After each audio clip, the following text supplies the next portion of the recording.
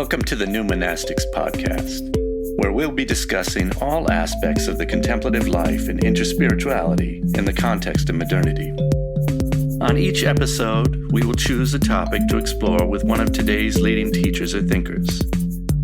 The New Monastics podcast is a project of Charis Foundation for New Monasticism and Interspirituality, which is dedicated to the emergence of a newly conceived contemplative life of embodied spirituality and sacred activism.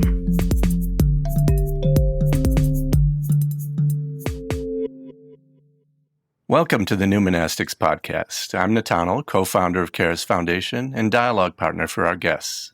And I'm Daniel, the host for the show. Today, we've invited our friend Deepa Patel back for a little pure conversation on life and spirituality. Deepa is a partner in our Charis Snowmass Dialogues, a skilled facilitator, and a teacher of Anayati Sufism. Welcome, Deepa. We're so happy to have you on the show again, our first repeat guest. Oh, I'm excited. Thank you, Nathaniel. Thank you, Daniel. It's nice to be here. Welcome. Yeah, and today we want to do something a little different than our normal episodes. Rather than focus in on one topic in specific and do something more akin to an interview, we really wanted to try to replicate some of the kind of chats that the three of us kind of naturally have when we're just chatting. And oftentimes that comes down to something in this kind of realm of spirituality for ourselves, our spiritual life.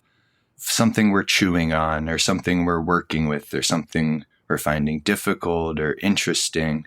And so we wanted just to kind of have a little roundtable today and have an opportunity for us each to kind of present a little something and have a little bit more informal of a chat and allow it to kind of meander. Not that we don't usually meander, but we usually come back to more of a specific subject and focus in, and we really wanted to kind of have this kind of open forum. So with that said, Deepa, can you start us off? Is there something that you've been chewing on recently? So yes, Daniel, there is something that I've been chewing on. Actually, I've been chewing on it for a few years now. And this is the first time I'm going to talk about it in public, as it were, but in dialogue, which has to do with the subject. I've been chewing on what it would mean to take a vow of silence. And it's a funny thing to talk about, right? But the reason that I wanted to talk about it with the two of you was actually, I'm thinking about what it means to take a vow of silence as I'm in the world. You know, and of course, the monastic way of thinking about this is that you'd go off to somewhere quiet and just be by yourself, either in retreat or taking a vow of silence is part of spiritual practice. But my spiritual practice is in the world. And so what does it mean for me to take a vow of silence? And why would I even want to take a vow of silence? So that's what I'm bringing to the two of you. And I guess I don't know where this started, but I do know that as a lover of music, one of the things is about where does music come from? Like where, if I follow its source, does it come from? And of course, the simplistic answer is it comes from silence. And so it's always this thing, right, about how do we go back to the source? The source of anything leads us to this place of silence, where actually, even talking about it, you know, right now, it's like, oh, there I go, into that space of silence. And there's something so beautiful. There's a line that I was sharing earlier with Nathaniel from Hazrat Naik Khan, where he says, and I'm going to say it properly rather than just scramble it up. He says, people often ask me questions which I cannot very well answer in words, and it makes me sad to think they're unable to hear the voice of my silence. And that, I think, has been part of my reflection over the last 2 years, is that, do I even know the voice of my silence? And so this koan, because I do think it's a koan, has led me to really think about, why do I open my mouth? Why do I actually even say words? What is it that drives me to speak? And it's really fascinating because, of course, it becomes a spiritual practice, because I notice more and more that I open my mouth often as a reaction to something rather than actually coming from a deep place of silence.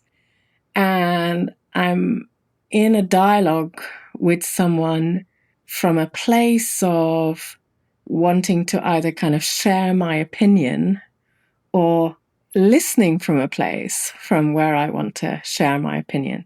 So more and more I'm like, where am I listening from as well? As much as where am I speaking from, where am I listening from? And this is having a really, it's quite extraordinary, because really I just feel like I want to stop speaking. Because so often I'm just, it's very hard to truly feel that these words are kind of like music, that they're coming from this place of silence. It's changing my relationship, not just to speech, as I say, but also to what it means to truly listen in any moment that I'm in. And I feel more and more like I actually could take a vow of silence, like one that, while I'm still in the world, but actually will really have a profound impact on what I say and what I don't say. And so right now I'm in that place of really seeing the power of silence. One of the things actually that drove me to thinking about this silence was I remember being absolutely furious with someone who had just come in and kind of told me exactly what they thought of me and how I was doing my job and what was wrong with me. And I was fuming, and I really wanted to respond to what they were saying. And I stopped myself at that time, because I knew that I was just going to be like, just spew a whole bunch of crap at them. And what was amazing was that I was around this person, but I chose to be in silence. And it took a long time before I could speak to them again. But I knew that when I did speak to them, it was a little bit like the silence had cleansed all of my reactivity. My silence had shown me some of the wisdom in what she said in relation to who I was and where I might need to change. And the silence had also allowed me to find a place of compassion, so that when I did finally speak to this person, and it had nothing to do with what had been said, it was about something completely and utterly different, that it felt like we were both in a new space, that we had both entered the dialogue as though those words had never been said. And that was such a profound experience again for me. It really showed me that actually silence was one of my best teachers if I was willing to truly surrender to it. So I guess that's what I'm bringing to this conversation. I'm really interested in hearing how that sounds, and what do you both think about how does one take a vow of silence while still speaking? The paradoxical nature of that. So yeah, I'm going to pass it to the two of you to see what you have to say, and then go from there. I think that's great. But I think there's a question prior to how to take a vow of silence, or why to take a vow of silence. And it's like, what is the value of silence? What role does silence play in our lives? Because that's a language for us too, not one that we usually value as such, but it is. And so it's like a vow of silence implies that there would be a value to that. And I don't know, I like that exploration. When I'm teaching people meditation prior to dialogue, or sometimes I teach meditation as a prerequisite for dialogue, and say that the words that you say after a period of silence are different than the words you'd say prior to, a period of silence. the kind of busyness of mind that we're usually participating in gives a certain character to our words and how fast we speak certain kinds of thoughts. But there's something about the quality of silence when you've been sitting in it that impacts you so that there's almost a trepidation about breaking silence. When it's been silent, it's harder for people to speak. And I think that that's great because it changes what they say and the quality of what they say and what words are worth disturbing silence for.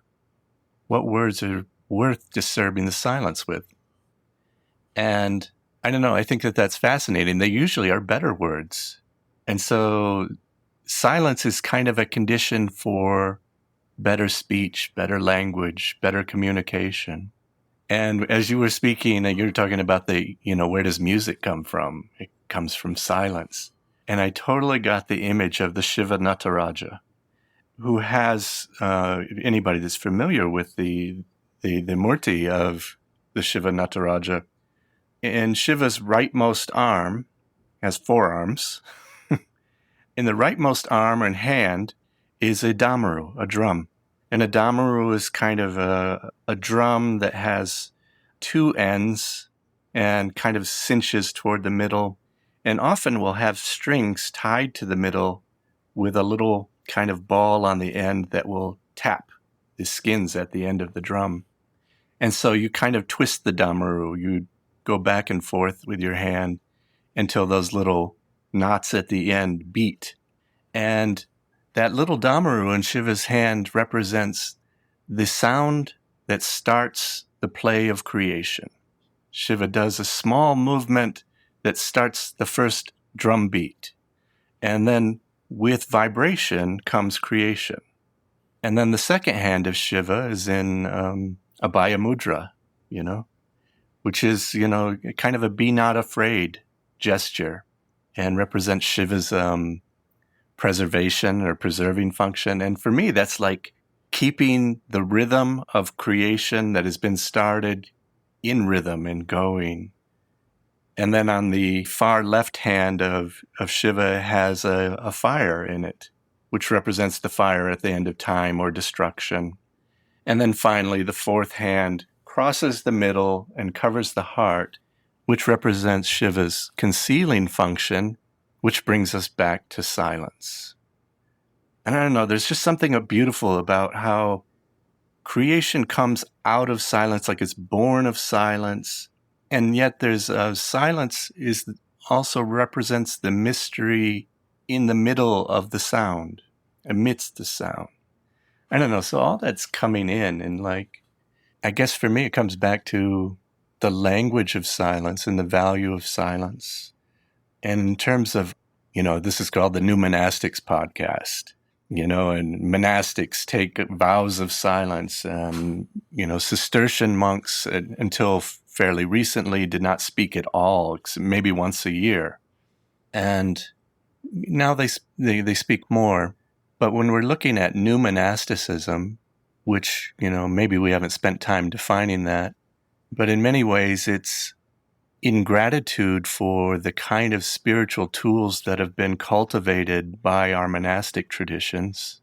We honor what they've done and then try to utilize those tools in the world.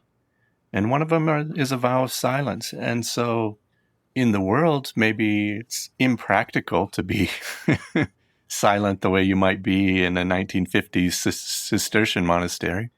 But periods of silence, regular periods of silence, habits of being silent or taking time before speaking, might be of tremendous value to the way we live and change the nature of how we're living.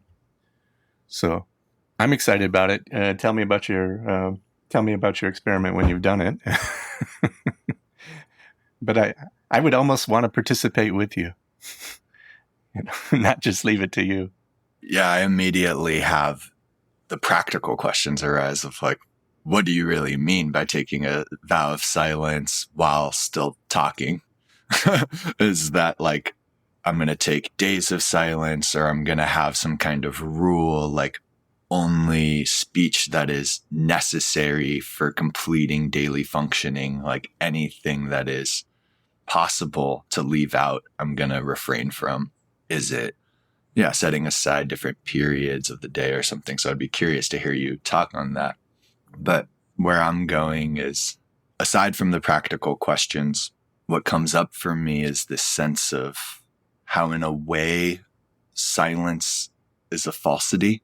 It's only relative silence because there's never silence.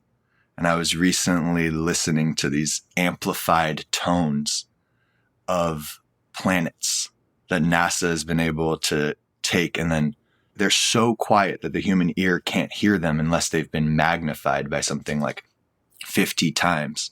But when they magnify them, it's this incredibly low, deep, just bass tone, kind of like a doo, and it's constant. And so that sense of vibration is constant. Sound is constant. And that interplay, similar to what Matana was talking about with Nataraja, almost wanting to see that interplay of how they're inextricably linked, silence and sound, or music and silence. And I don't know exactly the import or consequence of that kind of interconnection, but it feels important in that I think in a lot of ways what you're speaking to in terms of the desire for a vow of silence is really like a desire for for speech to be connected to silence rather than disconnected. And I think that experience is like of a certain kind of duality or split where we might have the ability to sink very deeply into silence and are comfortable with that. And then when we talk, we feel like we kind of emerge out of that silence and lose it in the busyness of speech and the way in which speech stimulates our cognition and different things like that. And so in a way, what I'm hearing from you is that kind of deep desire for any sound that you're making to be connected to that kind of ground of silence. And it seems that speech or other sound that is connected to silence in that way has a qualitative difference that maybe isn't leading to that desire of like, I don't even want to speak. And I think I have that too, because oftentimes it's like I'm speaking and it feels like what I really want to convey in a way is that direct perception or sense of silence. And I feel it's helpless. Obviously, it's a kind of silly endeavor to kind of speak to silence, but there's almost that sense, especially in dialogue, of I want to somehow manifest my deep inner experience to share. And words oftentimes feel like a tool that is not fitting for that task. So those are my thoughts, and I'm curious to hear a little bit more from you about reflections of what we just said, but also maybe some of the practical design of this vow of silence that you've been thinking of. Well, listening to you both, it's beautiful because, of course, I connect to many things. Right now, what I'm connecting to is even the idea of taking a vow, because I think that there's a point at which one takes a vow as a commitment, and then the action is of kind of living that on a daily basis. And my sense is that there's also this other way where one lives into the vow. So it isn't a kind of taking something up in a way, but just from the pure kind of sense of the grappling of it and the being with it, that eventually the vow gets taken. I hope that makes sense. So one thing is, in listening to both of you, I've sort of kind of realized that this is more a living into vow rather than now I'm taking a vow of silence. There's something in that which is really helpful, which I think leads, Daniel, to that idea for what does it mean practically. And, I spend a fair amount of time in silence and have done through particularly the last kind of five years in terms of being on retreat. And yet I really resonate with what both of you have said about what's the desire behind this vow.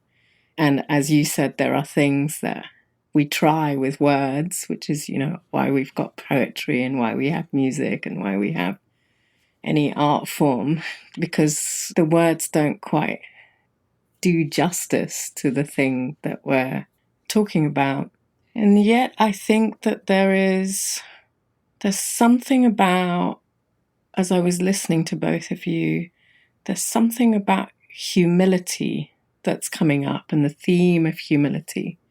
Because so often what I notice about my speech is either of wanting to, like I said earlier, wanting to, agree, disagree, whatever that style of reactive conversation is, or it's still in that place of, well, whatever the I represents. So there's something about actually being silent that right now I can really see has to do with bowing more deeply into a place of humility, a place of where does everything come from, and that is a vibration. But I think it's that whole idea that my silence has a voice, as the Hazrat Anak Khan quote that I used at the beginning, and starting to really sort of on a daily basis. I can even see that part of this is about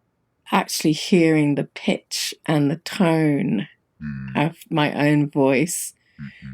Actually, there's a deepening into silence that comes from all of those things. So I feel like the state of the world at the moment, I have had a lot to say about the state of the world. I have a sense that we're all grasping, in different ways for answers to the state of the world, which there's a vocalization that we have given so much more credence to in terms of what might be needed in the world. And I say this for myself as a person who's trying to work out what to do about the state of the world and how to be in this state.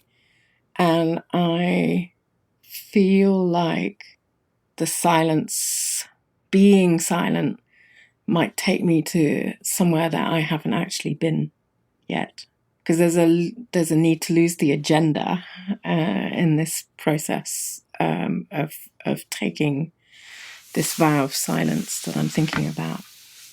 So I'm deeply grateful to the two of you, because I think that there is something about my practice, Daniel, and what you've said of just becoming more and more conscious of it on a daily basis and in each moment.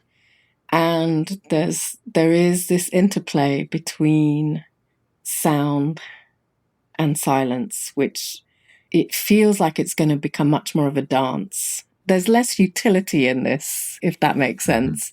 It's not a utilitarian kind of vow. It's an artistic vow. And that's what you've both kind of spoken to. And I'm looking forward to where this takes me. And I'm looking forward to being in silence with the two of you, as well as speaking to the two of you. We'll have to do it as an experiment. Just have a new Monastics podcast that's just the sound of silence. And it's just a recording of us sitting in silence. And we'll see. We'll see what people think. See what happens. Just it's like the permission slip for listeners. You're just like an hour of silence for you to enjoy. Didn't John Cage do that? He did. It's a beautiful piece. And there was somebody who famously walked out so pissed. Was it, who was that? Zora Neale Hurston, or was it? Someone like that. Cage is perfect. Thank you for bringing him. He feels like the person to hang out with in doing this experiment. So. Well, this is just so rich by itself. I almost don't want to go on. But I was just, as you were talking, I was thinking about my dog taught me this yesterday. my little dog kind of got into my lap and put his little paws on my chest. And he's just staring at me. And then he lifted one paw and took it off my chest and then pressed it again against my chest. as if to say something, like he's trying to tell me something. And somehow I thought, just by the gesture, that thing that he was trying to tell me was perfectly communicated.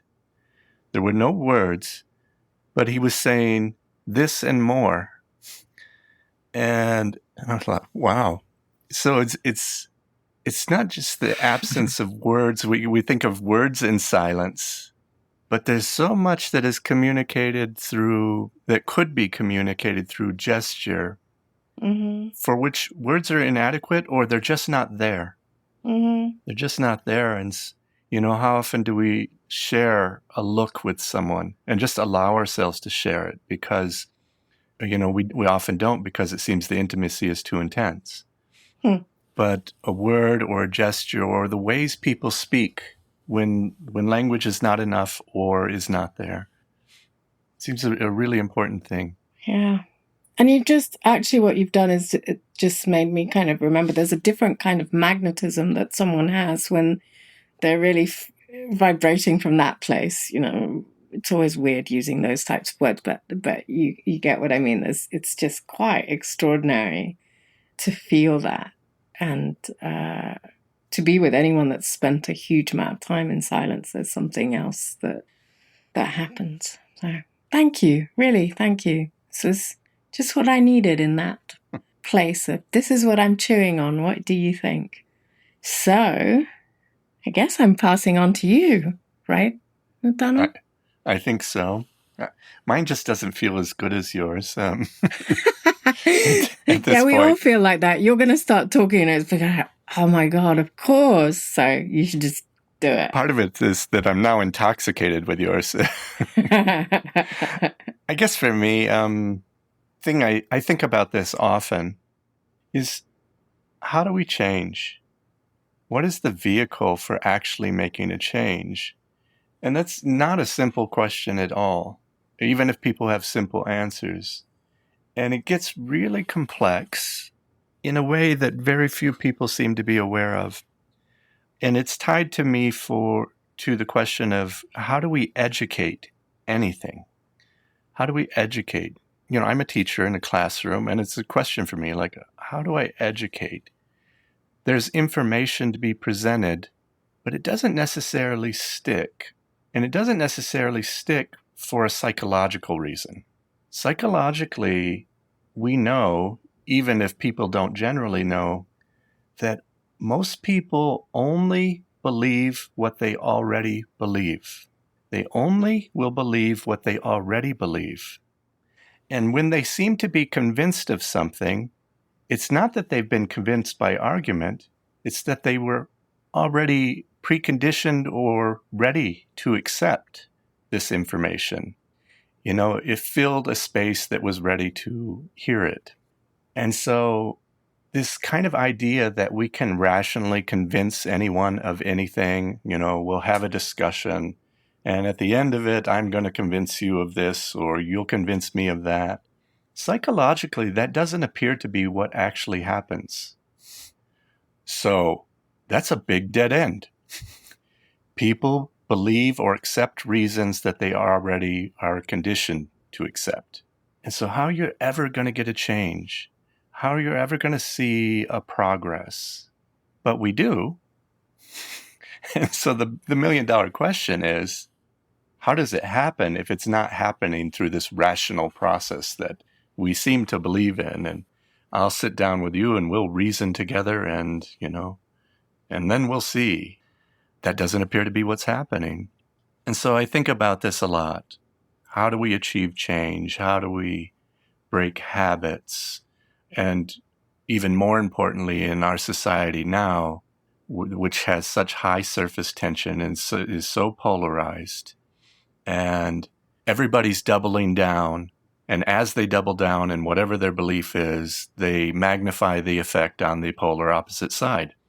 And so we are keeping each other locked in place, and each one claiming to try to convince the other of something. And it's like, this absolutely does not work. Does not work. Will never work. You have to do something different than double down on what your belief is or what you think is right. You have to complicate your view of others, of yourself, and that still may not do it. So coming back to the question, how are we going to change? I started to think about how we have these mirror neurons, right? How the human being is and may have always been a mimic. And we see it in funny ways today. If we hear a dog barking at us from a car, it's very normal for a human to mimic it, playfully, jokingly. But we've always done that. Sounds in nature, we make faces to mirror things around us. We copy sounds, and we're brilliant at it. And I don't think we think enough about that. How we map creation and can reflect it, and that it's part of us to reflect the diversity of creation. And it made us skilled hunters, helped us survive. And here we fail to notice, that evolutionary function is still operative. And so when I think about the mirror neurons that allow us to feel what other people feel in some degree, map them, maybe this is how we learn, I think. Maybe this is how we change. So my teacher used to say, you can only learn davening or deep prayer from a praying person. Like, if you witness it, because of the nature of our mirror neurons and our human capacity, we can catch the vibe. We can catch vibes, and we can vibe with them, tune to them, tune to frequencies. We have that capacity. But it means that we have to see remarkable examples if we're going to change. If we live in a certain kind of neighborhood, we'll see examples of mostly the same thing. If Luke Skywalker on Tatooine, who grows up on a farm and sees race cars and only dreams of race cars, which is basically what he was doing, like his idea of getting away from the farm was to, race in a spaceship. Unless he sees an Obi-Wan Kenobi, which is a kind of radically different example from any other example around him, he will pretty much dream according to the things that he sees already, and that most of the kids he grew up with would dream according to. So you got to see an Obi-Wan. You got to catch that vibe. So I think from these other examples, we might be able to grab hold of something or an inspiring metaphor. I think it's vibration that we might change by attuning to something, but not by rational argumentation. That's helpful. That gives us reasons to support what we already believe, but we believe things because we've caught vibes, I think. I don't know. So that's the thing that, just keeps noodling around in my head all the time. I'm just over here laughing because I should have known if we give you free reign to talk about whatever you want, you're going to fit Star Wars in there somehow. You're welcome. Everybody wants me to fit Star Wars in there, I think.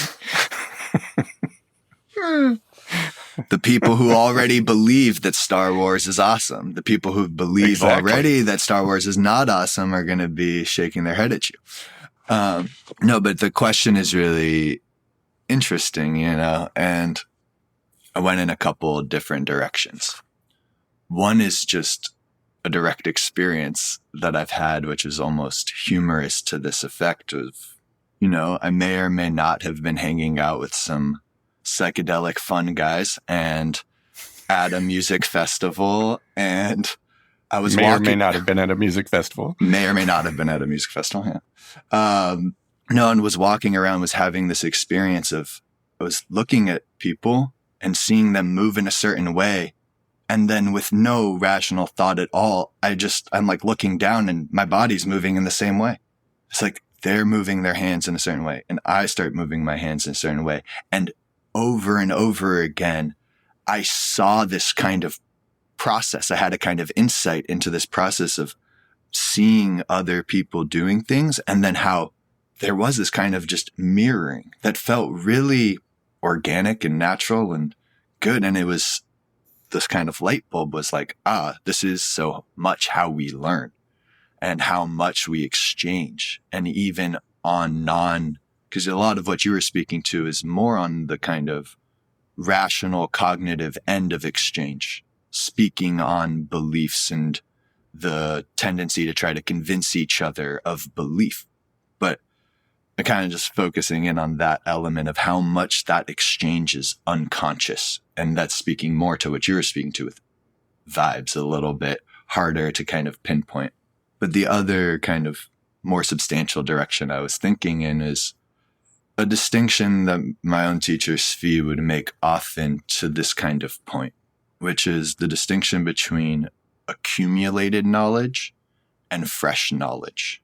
And accumulated knowledge is everything that you're speaking to, is all of our narratives, all of our conditioning, all of our beliefs, the things that we already hold. And that by and large, we're moving from a place of accumulated knowledge. And how on the spiritual path, he would stress the importance of fresh knowledge, which connects back to Deepa's point, because the fresh knowledge comes from the words of the narrative cycling around in your head, but from the silence. And to live into that fresh knowledge, one of the prerequisites is a willingness and an openness to be surprised.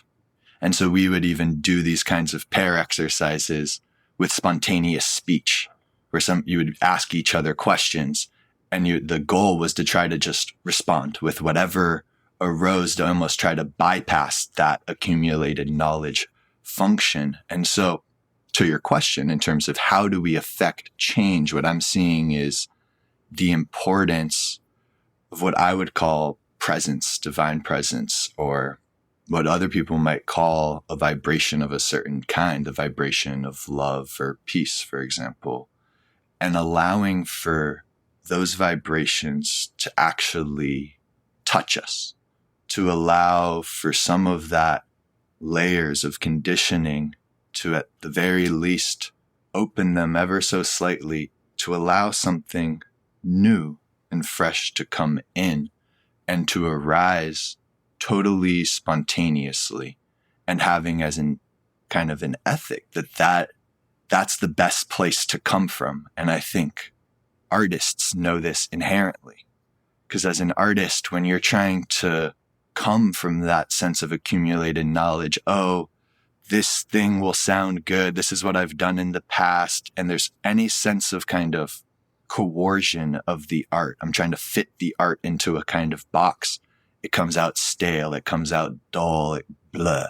It's like we're not excited by it. But it's that thing where art surprises us. It's like I write poetry, and again, to Deepa's point around speech, one of the reasons why I love poetry is because it's some of my only speech that feels like it's not coming from this accumulated knowledge. You know, it surprises me. It's like, I don't know what that means. Like I wrote it, it just came though. And there's something about that, and that how being in contact with fresh, spontaneous ground and direct experience, and allowing ourselves to be vulnerable enough to be transformed by it, seems like the key to true transformation. Like it requires a kind of, radical openness. And as Deepa was saying with the speech, like a kind of humility that I don't know best, or I don't know at all. If you're enjoying the episode, please consider subscribing to our Patreon to help support the production of the podcast. Subscriptions begin at $1. All patrons receive access to bonus content, curated resources, and exclusive patron events, including live Q&As.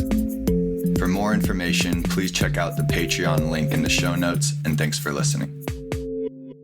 So that's what's coming up for me. I'm curious, Deepa, your reflections on all of this. Such a lovely thing. How do we change? It feels like, again, one of those questions that one lives into, that there isn't a method or a solution in one way. It's a constantly evolving thing.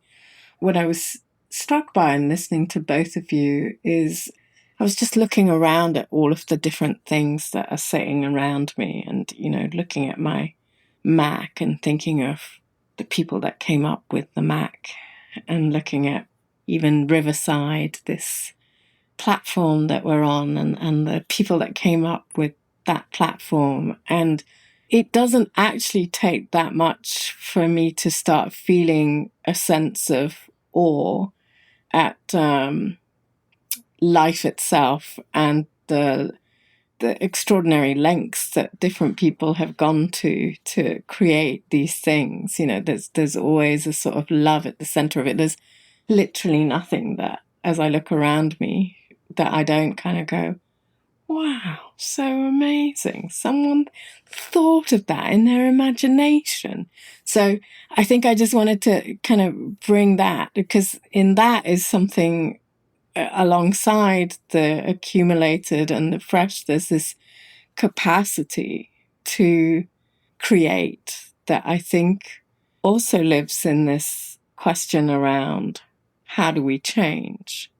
And it brings that realm of imagination into this kind of dialogue, which seems so closely linked to a sense of awe and a sense of love.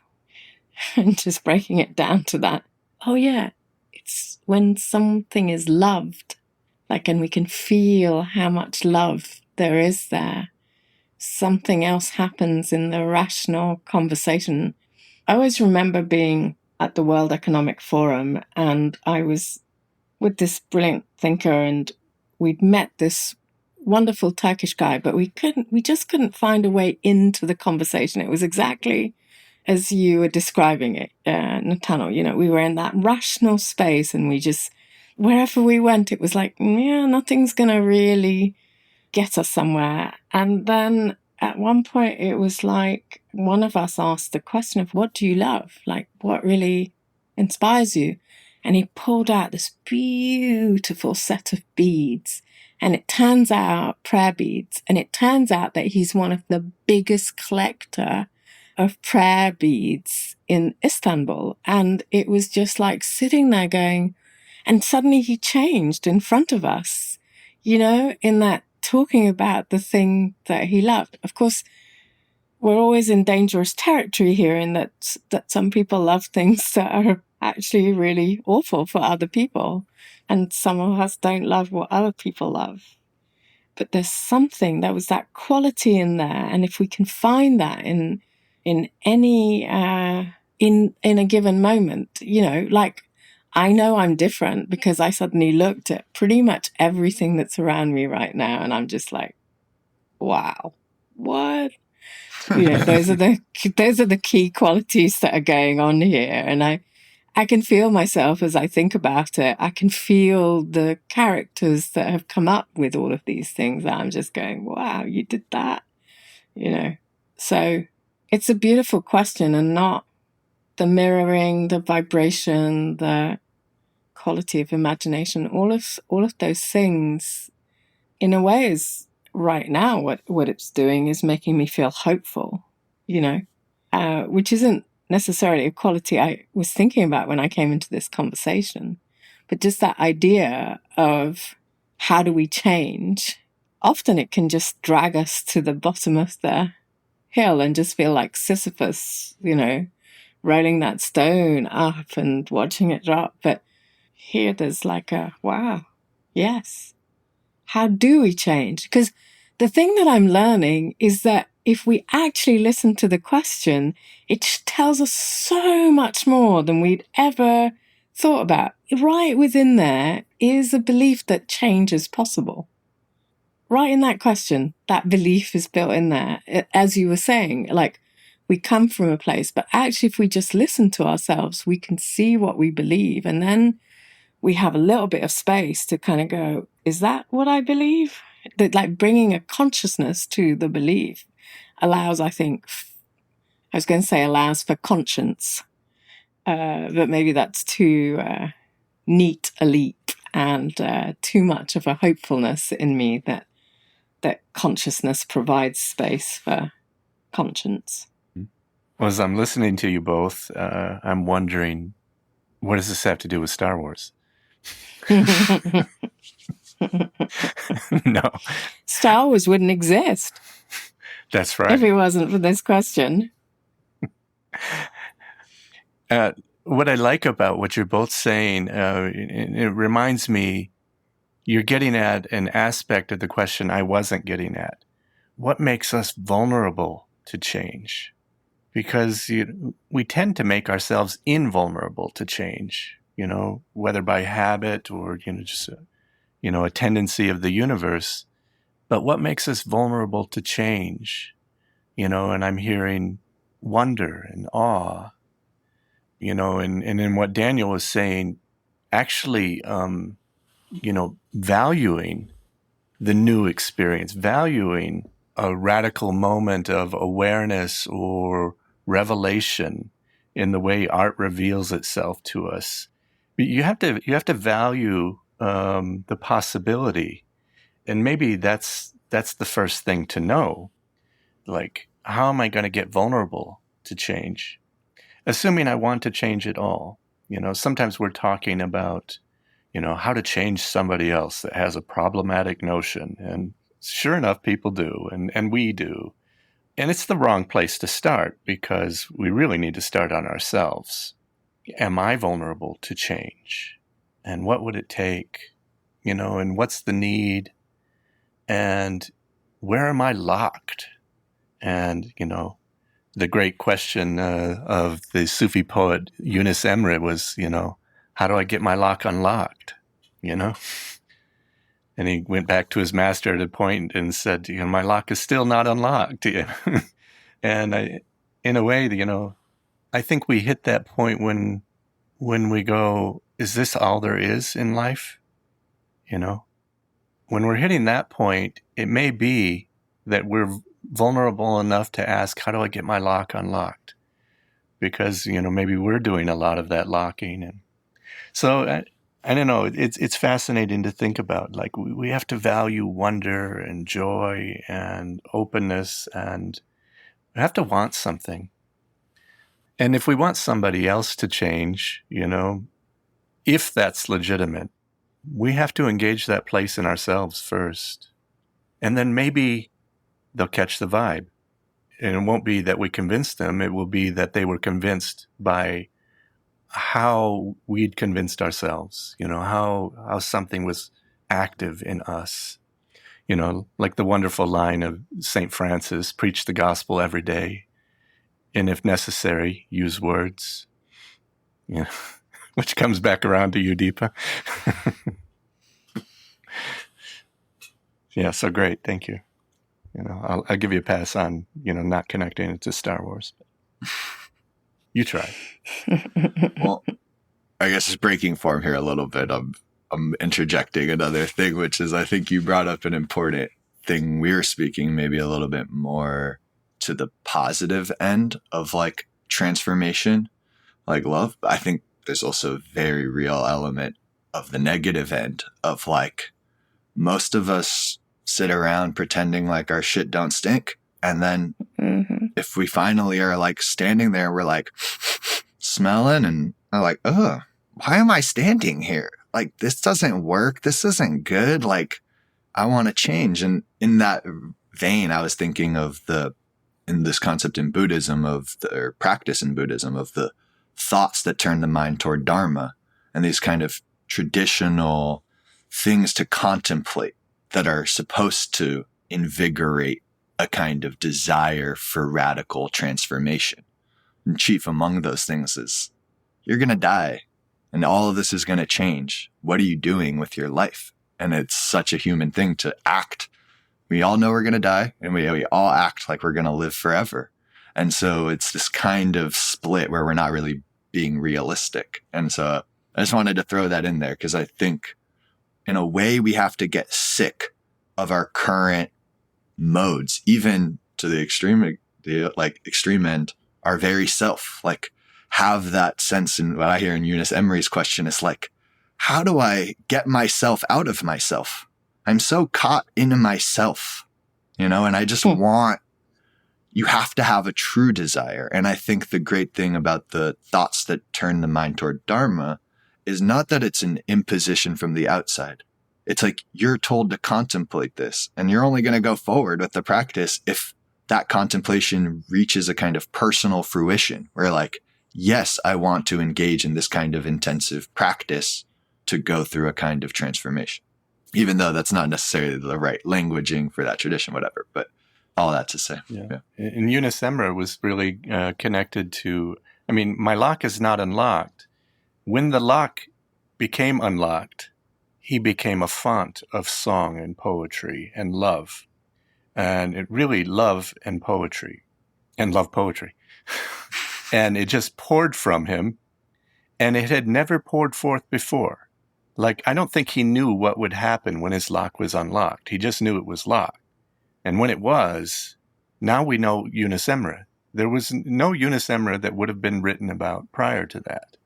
But just love and poetry just poured from him, and he couldn't lock it again. You know, and so like he wanted to become a vehicle of grace and beauty, you know, so getting the lock unlocked. Deepa, do you have any final thoughts to chime in here before we move on? I don't know why, but it's there's a beautiful poem by May Sarton, and the line from it that comes up for me is, "Now I've become myself." And I wonder whether that, in terms of what we're all speaking about, is that quality of what it means to become oneself. Mm-hmm. It seems a good place to move to you, Daniel, huh? Yeah, that's a perfect transition in terms of this question of how do I become myself. The kind of thing that I've been chewing on is maybe just a little more practical than some of the other things we've been getting into. But as a young man, I'm like almost 30, and I have a lot of kind of angst around career and work, and specifically in this vein of new monasticism. I'm somebody who, for many, many years now, have felt like my primary orientation and allegiance is towards a kind of, one could say God, one could say spiritual development, the planet, the universe, like a kind of spiritual orientation for me is the thing. Even though I fail all the time, it's at least the thing I want to be kind of primarily dedicated to. And yet I have bills and all the things, and here we are, new monastics trying to live in the world. And sometimes I just get so frustrated with it, and I just want to like wave all of y'all off and say, get out of here. Like, what do you mean? Like, monastics, that was their job. Like, they got to be professional religious. They didn't have to deal with like clocking in and clocking out and all the kind of coarse vibes that one might encounter in the midst of doing whatever job. At this point, I've done a lot of random different things, and it's just really a deep question, and is obviously my personal situation, which is not necessarily what I'm trying to get into here. You know, it's like I feel good in the ways generally I've been able to navigate it for myself. And yet I have this kind of deep question around new monasticism itself. And like, what are we really talking about? And how is it really possible? And for me, this is really connected to, in my eyes, the toxicity of capitalism, in the way, if we're working in the world and we're earning money and paying rent or paying a mortgage and going to the grocery store for our food, it's like we are beholden to interacting in this system, which in a lot of ways is antithetical, certainly to my beliefs and kind of values, and feels like slimy. And there is that sense of, I just want to be spiritual. I just want to be in spiritual community. I want to work, but I want to work in a fully integrated way. Like, I want to tend the garden. I want to help people who are in need of help, but not whatever the job market is and the economy, and like all of that feels so strange and to the side of a life of spiritual devotion or religious devotion. And so I'm really coming to this question as a student. I consider both of you teachers. So I'm really wondering, A, for yourselves, how you've navigated this question in terms of work in the world while also maintaining a kind of core allegiance to a spiritual life, as well as maybe some words for others who might be struggling with this. Because I hear it all the time. We're trying to be in spiritual community together.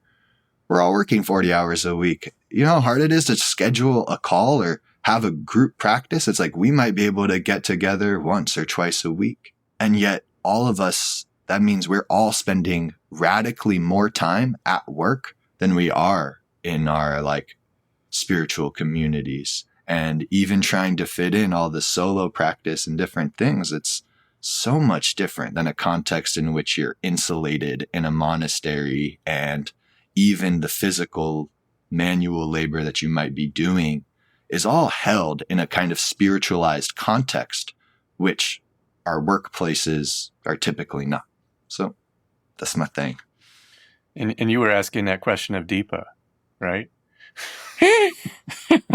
Both of y'all, you're not getting off the hook. Is that you trying to get off the hook? Yeah. Go ahead, Deepa. Why do you want to get off the hook?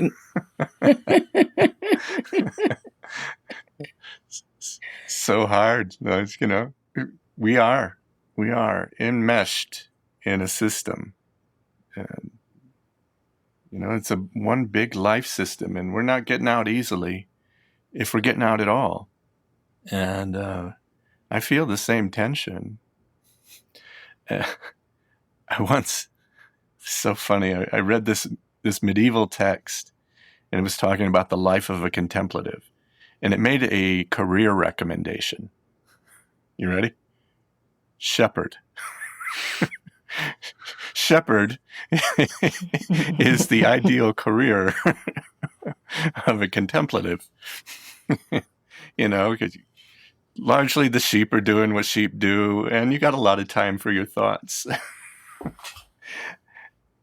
And, there's something to that. And I don't know how much call there is for the number of shepherds, we feel like everybody should be a contemplative, and we can't all be shepherds, unfortunately.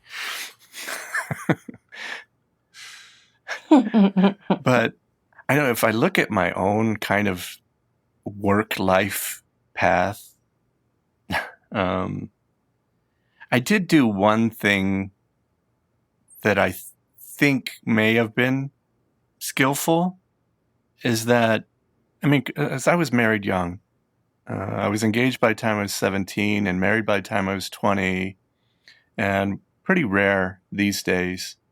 And so I had to grow up fast in that regard. I was married and I got a job to do, and I already came from a poor family. So, from the time I was 17, when I was engaged, I was saving money and working. And I got to work in a bookstore, which helped me get more spiritual books and order them, so that part was kind of good. And that's kind of what I mean. I strategized.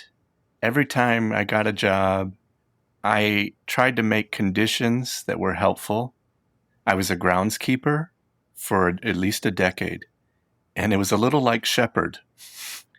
If I'd have been in a cubicle, and doing phone sales or something, there'd be no space in my mind for letting it ruminate on anything or plan or reflect.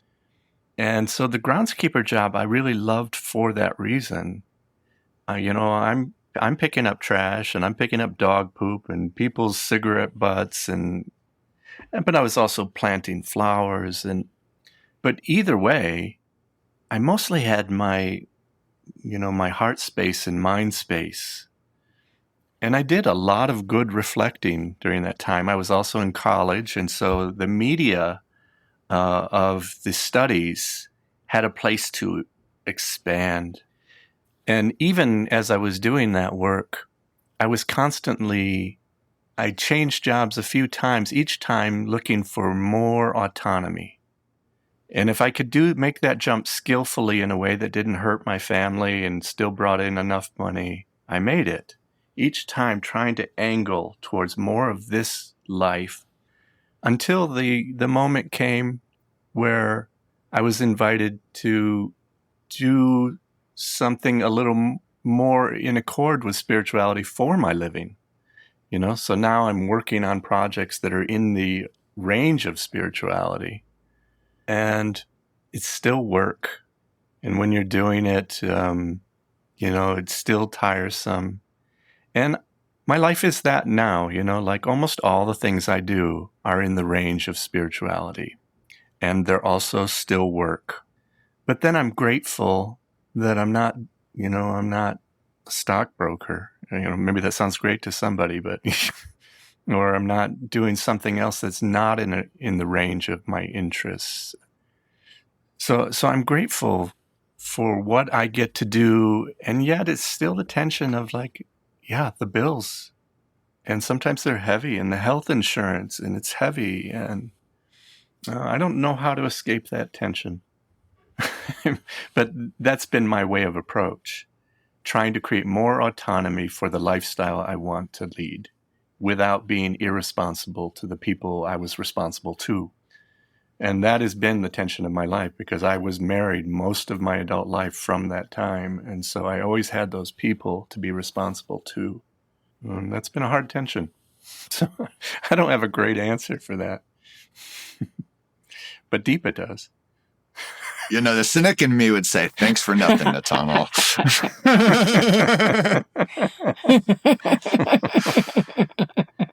Nothing is what I have to give. So Deepa, I hope the questions of the universe can be answered in your hands, maybe through silence.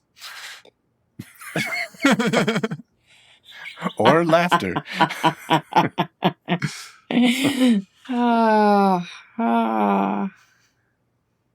What? Well, I got nothing. I feel like saying that, but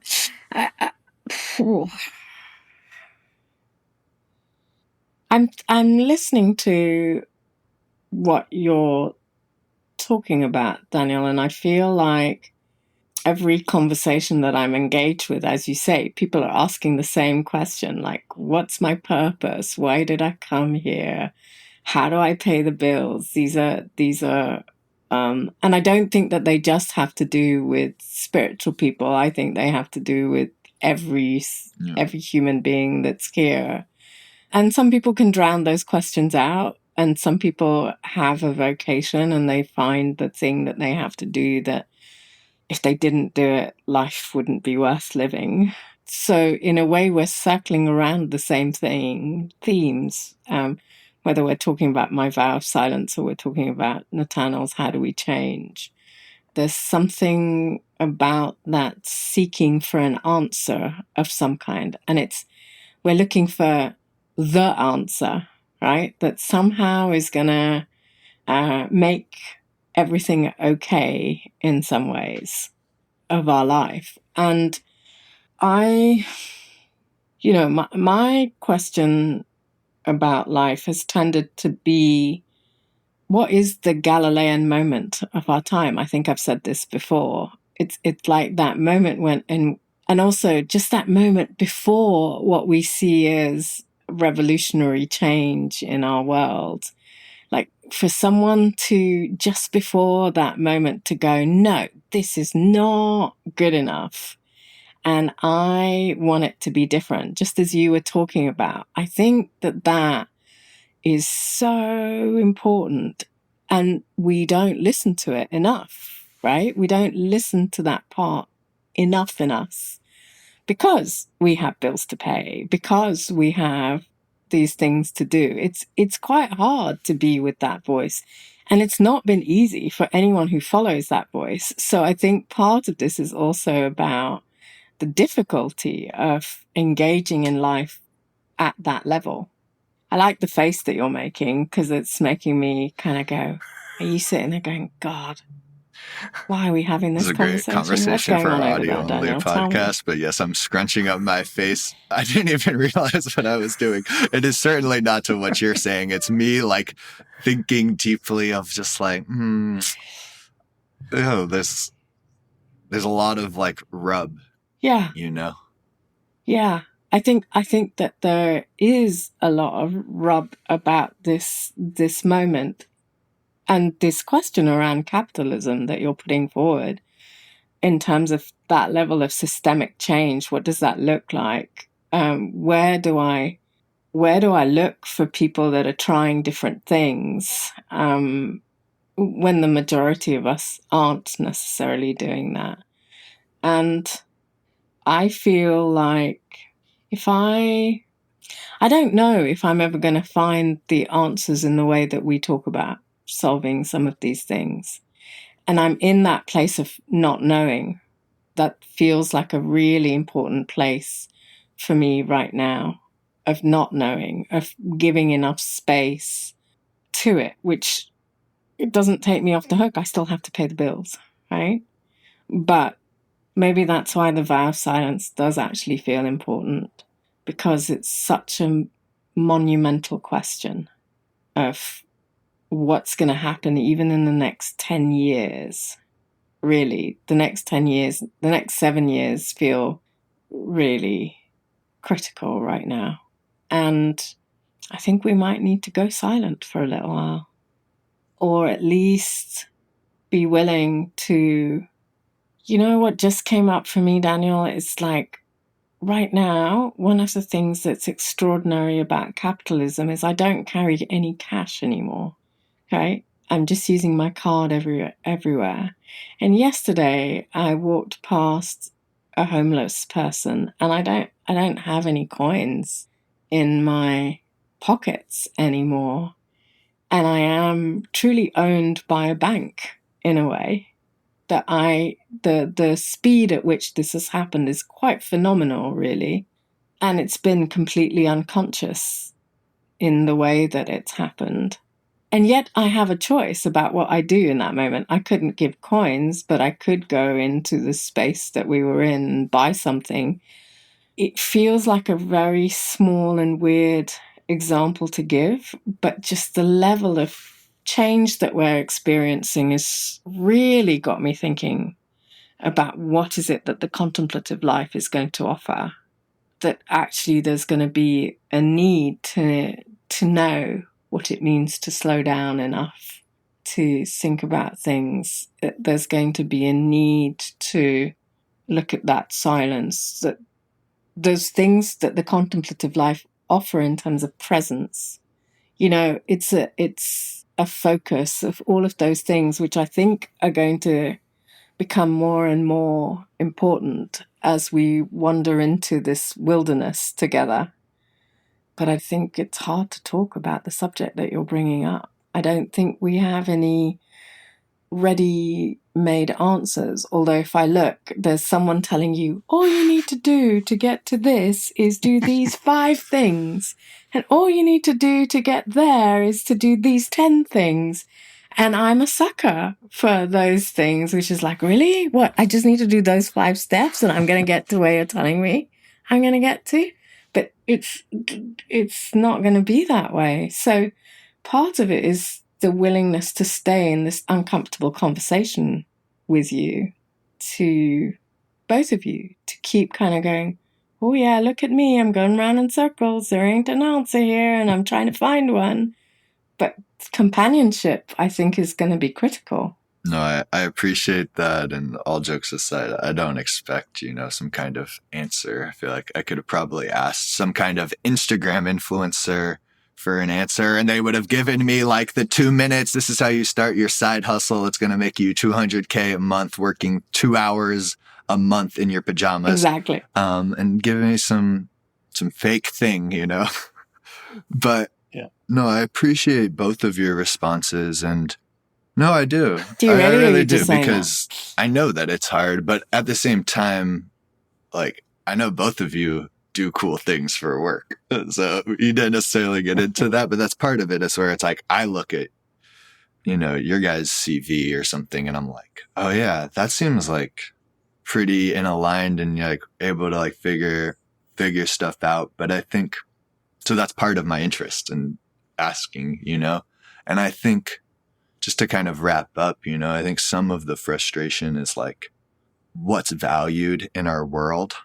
And it's like, who makes money, Shout out to like Like, it's hard. Like, here we are, this podcast takes time. We're not making money from this podcast, And like, it is so much easier to get somebody to pay $15 for a sandwich than it is like to get somebody to donate $15 for like a spiritual event, because spirituality is supposed to be like free. Or on the other end, spirituality is reserved for upper class people who've already made their money and can go buy their homestead somewhere and escape. And they basically have achieved enough financial freedom to escape the vicissitudes of capitalism.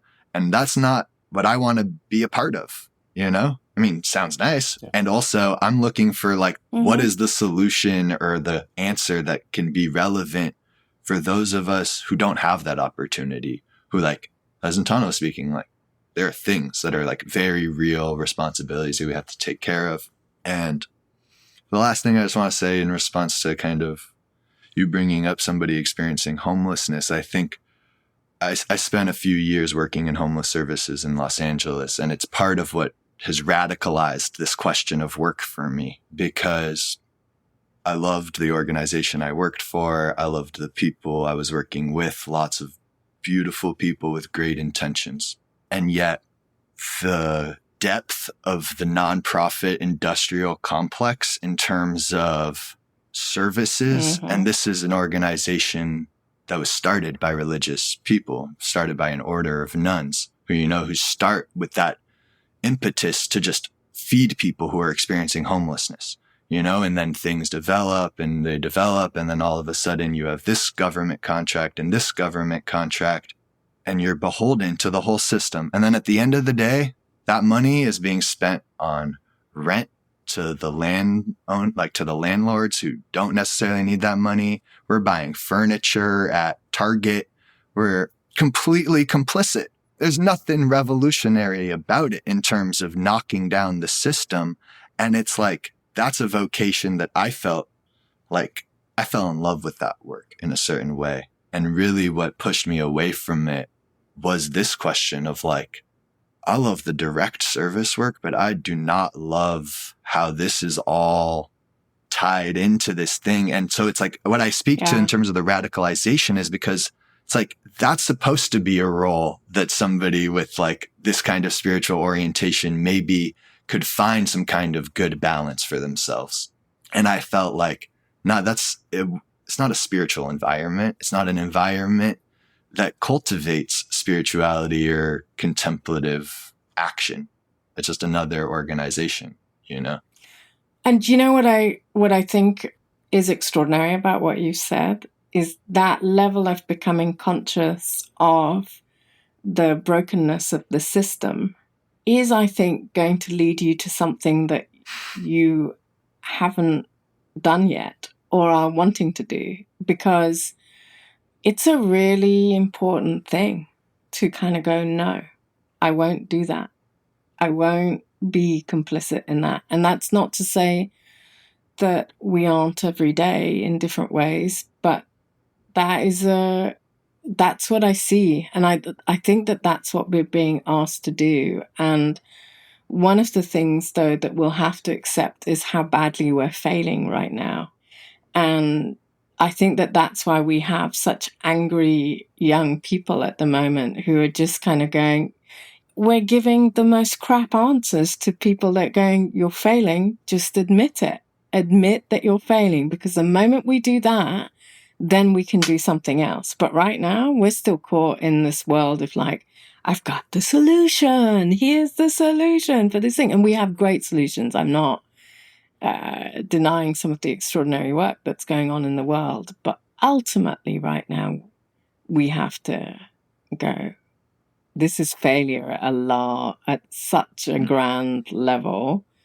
And I can feel what happens to me when someone says we're failing. I can feel the relief in me that says, yeah, I want to have a conversation with you to say what happens as a result of that. I want to acknowledge the two levels of your question, which I didn't at first.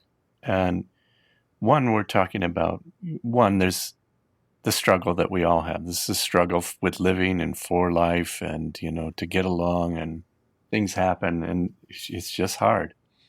And then we're doing that in a broken system, in a system that corrupts our activities, and we participate in it even, while we're trying to do something good. And that's a second struggle. And that one is pretty important, and it brings up the need to be subversive within it. But this may be the connecting idea for me between those two problems. You pointed out that, Deepa and I have gotten to do, and this is the way I see it, gotten to do some pretty cool things. And they certainly look good, and they certainly were gratifying. And gotten to do comes from a place of gratitude, but they were also choices. And when we chose them, we excluded ourselves from certain other things, making certain kind of money. And those choices were hard. They excluded us from a lot of things that are valued in this society and have made life, I don't know, easier for some people. I don't think I can say that, easier for them, but has, gotten them a house, or something else. And so those were choices. And a lot of my friends have made them that have done really interesting, significant things. It opted them out of other things. But one of the connecting places, like within the foundation, is, where you're subversive. Operating according to your values and not compromising them is one of the things that can be done. And I remember early on in our foundation, we had a chance to take money for something that was pretty easy. All we had to do was do what the person said with a particular thing. And it's not that what that person wanted was bad, but it was out of accord with our values. And we kept watching how it was corrupting what we were doing. And we stopped. Like, we watched this process happen for a couple months, trying to appease that. And we found that 2 months later, we're thinking of doing something we'd never have considered doing. And that's 2 months wasted. And we stopped and made a decision at that point. No, you can have the money. We're going to, and then that's the big choice. That's the big choice. And so we've been poor. We've been poor, and that's the subversive act we have to do, I think. That's at least one small act. But there's no way of getting out of the fact that it's a sacrifice. And even as we talk about new monasticism and celebrate the old monasticism, have to realize that old monasticism, that, what can look like a Shangri-La on reflection, was built on other people's backs. The monasteries were supported by people who felt they could not even afford to pray, and they were giving children and giving that they couldn't afford to raise, and they're giving the food that they raise to the monastery for other people to pray for them. Right. And like that we can't afford to do anymore, or not acknowledge that a lot of that spirituality that we idealize was built on somebody's back. And there's a value to suffering with everybody else. Like, knowing life is hard clearly in the world keeps us grounded with all the people we're meant to serve and help and pray with and for. So, big thing to know, I think. No, I appreciate that. I know we should wrap up here, but I think this last point that you were making, I just want to say one thing about is that sense of how work and the structure of our work really infiltrates our ability to be in community and connect, because of how much time it dominates, and how that for me is like a really particular rub. Like, it's one thing to work hard and still have very little money, but it's like, I at least want to be with other people. I want to be with my people doing that. Like, that's fine. It's like, we can share this. Yep. We can share this baguette together. I don't need my own baguette, but if like we each have to work so hard for our half a baguette that we don't even have the time to eat together, then I'm like throwing my hands up in the air and it's like, what are we doing? Absolutely right. So thank you both so much. I feel like we just ate a baguette together. Companions, compane. Companion. Yes. Yeah. And I'm grateful for that, actually. Really grateful for the fact that we did make time to do this. And just bringing us in for a landing. I know we're doing a little bit different style of episode, but still be nice to end with a poem or something. Oh, I have one. I have something you'd like to share. I have a poem. Please, Deepa. Didn't know that I was going to share it, but I think it's... So this is by Nikita Gill, and maybe it speaks to lots of things here. You have shed 1,000 skins to become the person you are today. And if you ever feel overwhelmed by the many people you once were, remember, your bones have grown, but what makes them has never changed. You have shed 1,000 skins to become the person you are today.